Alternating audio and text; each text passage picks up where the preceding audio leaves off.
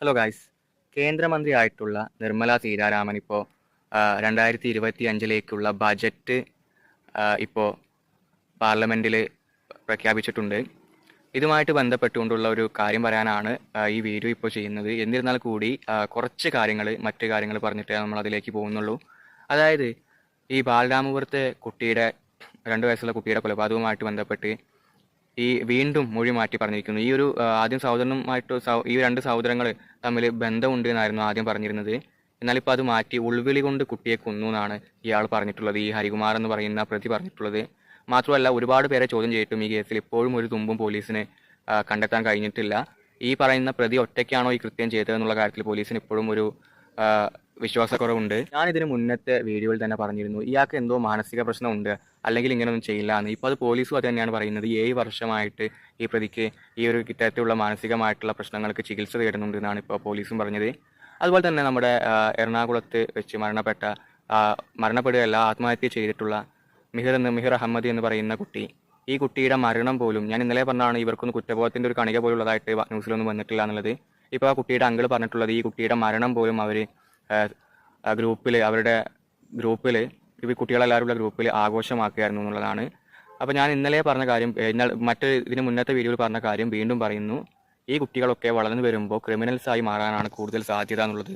പിന്നെ ഈ കുട്ടികൾക്കൊക്കെ ഇത്തരത്തിലൊരു രീതിയാണ് ഇവരുടെ ഭാഗത്തു നിന്ന് ഇത്രയും സീരിയസ് കാര്യത്തിന് ഉണ്ടായത് എങ്കിൽ ഇതൊരു സംശയം മാത്രമാണ്. ഒരു പക്ഷേ ഈ കുട്ടികൾക്കൊക്കെ എന്തെങ്കിലും ഡ്രഗിൻ്റെ ഉപയോഗമുണ്ടോ എന്ന് കൂടി ചിലപ്പോൾ നമ്മൾ സംശയിക്കേണ്ടിയിരിക്കുന്നു. അല്ലെങ്കിൽ ഈ കുട്ടികളൊക്കെ ഈ പറഞ്ഞ പോലെ തന്നെ എന്തെങ്കിലും തരത്തിലുള്ള ഇനി വരാൻ പോകുന്ന ഭാവിയിൽ ഈ കുട്ടികളൊക്കെ ക്രിമിനൽസ് ആയിട്ട് തന്നെ മാറും. കാരണം ഇത്രയും കണ്ണിച്ചോറില്ലാത്ത കാര്യം ചെയ്തിട്ടും അവരിങ്ങനെ സന്തോഷിക്കുന്നുണ്ടെങ്കിൽ അതിനർത്ഥം അവർക്കൊരു ക്രിമിനൽ മൈൻഡാണുള്ളത് എന്നാണ്. കേന്ദ്രമന്ത്രി ബജറ്റ് അവതരിപ്പിച്ചതിന് ശേഷം ഏറ്റവും കൂടുതൽ ന്യൂസിൽ കേൾക്കുന്നതാണ് കേരളത്തെ അവഗണിച്ചു എന്നുള്ളത്. അതായത് വയനാടുമായിട്ട് ബന്ധപ്പെട്ട് വയനാടിന് പ്രത്യേക പാക്കേജോ കാര്യങ്ങളോ ഒന്നും കേന്ദ്രം അനുവദിച്ചിട്ടില്ല ഈ ബജറ്റിൽ. അതുപോലെ തന്നെ വിഴിഞ്ഞം തുറമുഖ പദ്ധതിക്ക് പ്രത്യേകിച്ച് ഒരു സഹായവും ഈ ബജറ്റിലില്ല. എയിംസ് ആവശ്യം അവഗണിച്ചു എന്നാണ് പറയുന്നത്. മാത്രമല്ല RCCയുടെ ആവശ്യത്തിന്, അതിന്റെ വികസനത്തിന് ഈ ബജറ്റിൽ പ്രത്യേകിച്ച് ഒരു സഹായവും ഇല്ല. തുടങ്ങിയ ഇത്തരത്തിലുള്ള കാര്യങ്ങളിലൊക്കെ കേരളത്തെ അവഗണിച്ചു എന്നാണ് കേരളത്തിന്റെ MP-മാർ, നേതാക്കന്മാർ പറയുന്നത്. മുരളീധരൻ പറയുന്നത് ഒരു BJPയുടെ MP ഇവിടെ നിന്ന് അങ്ങോട്ട് കേരളക്കാർ ജയിപ്പിച്ചു വിട്ടിട്ടും അദ്ദേഹത്തിന് പോലും ഇത്തരത്തിൽ ഈ ഒരു ബഡ്ജറ്റിൽ കേരളത്തിന് എന്തെങ്കിലും ഒരു നേട്ടം ഉണ്ടാക്കാൻ അതിനുള്ള പ്രവർത്തനങ്ങൾ അദ്ദേഹത്തിന്റെ ഭാഗത്തു നിന്നും ഉണ്ടായില്ല എന്നൊക്കെയാണ് മുരളീധരനെ പോലുള്ള നേതാക്കൾ പറയുന്നത്. അതിന്റെ മുന്നത്തെ ബഡ്ജറ്റിലൊക്കെ കേരളത്തിന് പിന്നെ കുറച്ചെങ്കിലും ഒരു പരിഗണന കിട്ടിയിരുന്നു. എന്നാൽ ഇപ്പോഴത്തെ ബഡ്ജറ്റിൽ അതത്ര കഴിഞ്ഞ ബഡ്ജറ്റിനെ അപേക്ഷിച്ച് നോക്കുമ്പോൾ അതിനേക്കാൾ കുറവാണ് ഈ ബഡ്ജറ്റിലുള്ളത് എന്നാണ് അവരൊക്കെ പറയുന്നത്.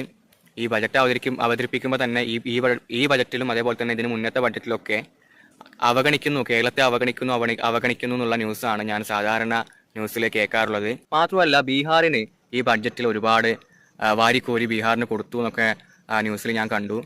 അത് സ്വാഭാവികമാണ്, ഞാനത് പ്രതീക്ഷിച്ചതുമാണ് അതങ്ങനെ വരുമെന്നുള്ളത്. അതുകൊണ്ട് പ്രത്യേകിച്ച് ഈ കാര്യത്തിൽ വലിയൊരു കാര്യങ്ങളൊന്നും എനിക്ക് പറയാനില്ല. അപ്പോൾ കൃത്യമായിട്ട് പറഞ്ഞാൽ മറ്റു പല കാര്യങ്ങളിലും നമ്മൾ ന്യൂസിലൊക്കെ കേട്ടനുസരിച്ച് പല രീതിയിലുള്ള പുതിയ നയങ്ങളും സാമ്പത്തികമായിട്ട് കൊണ്ടുവന്നിട്ടുണ്ടെങ്കിലും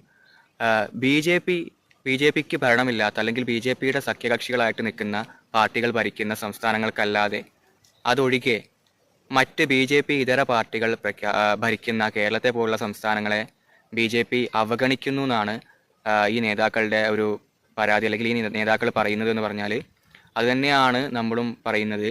പലപ്പോഴും പല കാര്യങ്ങളിലും ഇപ്പോൾ തന്നെ വയനാടിൻ്റെ ഈ ബജറ്റ് അല്ലാതെ നമ്മൾ നോക്കിക്കഴിഞ്ഞാൽ വയനാടിൻ്റെ കാര്യത്തിൽ നമ്മൾ ഒരുപാട് കേരള ഗവൺമെൻറ് കേന്ദ്രത്തിൻ്റെ കാല് പിടിക്കേണ്ടി വന്ന ഒരവസ്ഥ ഉണ്ടായിട്ടുണ്ട്. അല്ലെങ്കിൽ കാല് പിടിക്കാനല്ല, ഒരുപാട് ചോദിച്ചതിന് ശേഷമാണ് അങ്ങനെ വയനാടിനൊരു സഹായമൊക്കെ കിട്ടിയത്. പിന്നെ പ്രിയങ്ക ഗാന്ധി MP അതിനുശേഷം കോടി രൂപ അനുവദിച്ചു എന്ന് ന്യൂസിൽ കണ്ടിരുന്നു. എന്നിരുന്നാൽ പോലും അതിൻ്റെ മുന്നേ തന്നെ നമ്മൾ കേരള ഗവൺമെൻറ് ചോദിച്ചു തുടങ്ങിയതാണ്. അപ്പോഴൊന്നും അത് അനുവദിച്ചിരുന്നില്ല എന്നുള്ളതാണ്.